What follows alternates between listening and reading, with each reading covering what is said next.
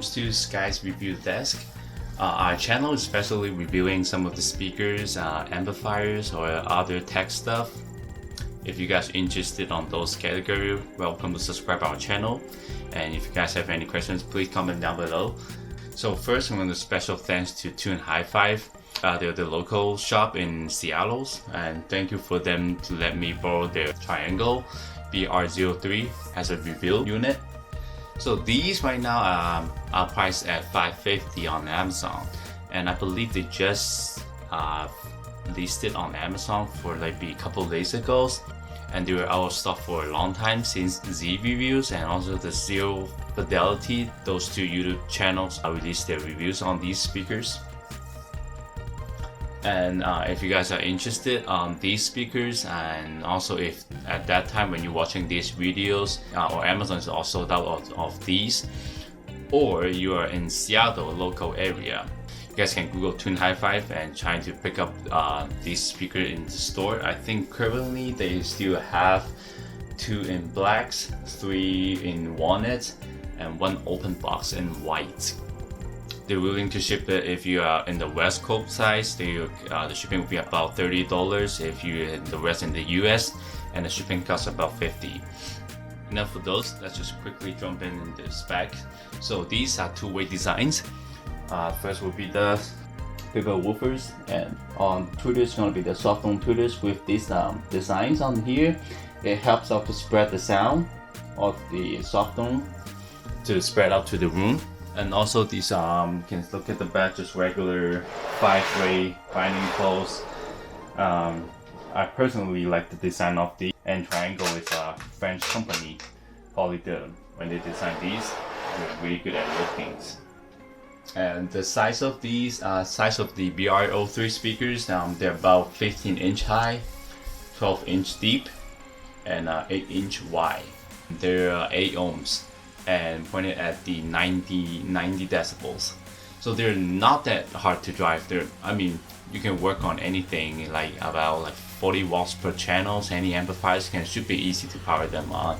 And these are weighted at 15 pounds each. So first, we're going to quickly dive in on the bass and the mid-range regions, because on the bass of these speakers, they're more close to like a natural sound. They don't hit like really lows. And if you compare them to the Unified ELEC UB5, the UB5 seems to hit the bass just a tiny little bit lower than these speakers. But the bass sounds on these compared to the ELEC's difference. The ELEC's bass is working like faster bass, but these tend to be, I would say, neutral speed, because it will just kind of like all about these speakers, the sound is more close to natural sound, like on the bass part. And for the for the mid-range, they're not really like forward, but definitely more forward than the UB5 at my taste. But they're not like in your face. But for me, I found that like these speakers, their selling points not on the bass or mid-range, because those I would just say these are just the performance of these speakers. It fits their price under the bass and mid-range sections. And the next thing we're gonna talk about is the soundstage of these speakers. They are not like really narrow, but I would say when you place them in the living rooms, you can tell where the speakers at and where the sounds come from. But they're not like really large soundstage, but they doesn't play any.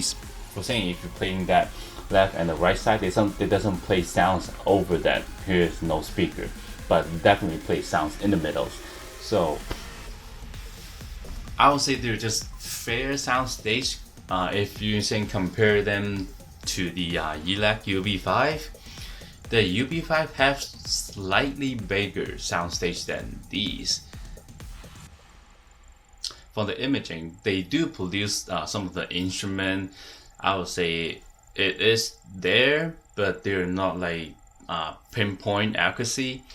If you compare them to the UB5 does have more imaging accuracy than this speaker. But I think for all the triangle was focused on these, it was like they can make the instrument more like a lively sound.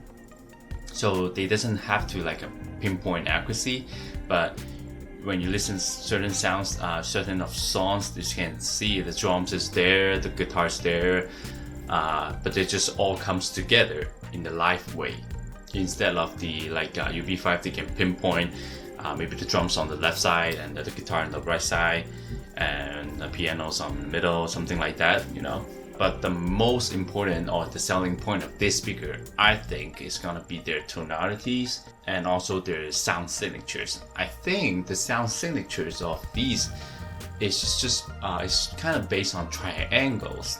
It's triangle sound signature, and for tonality of these speakers, whenever you play like some of the drums, guitars, piano sounds, it sounds like a real instrument was playing in front of you.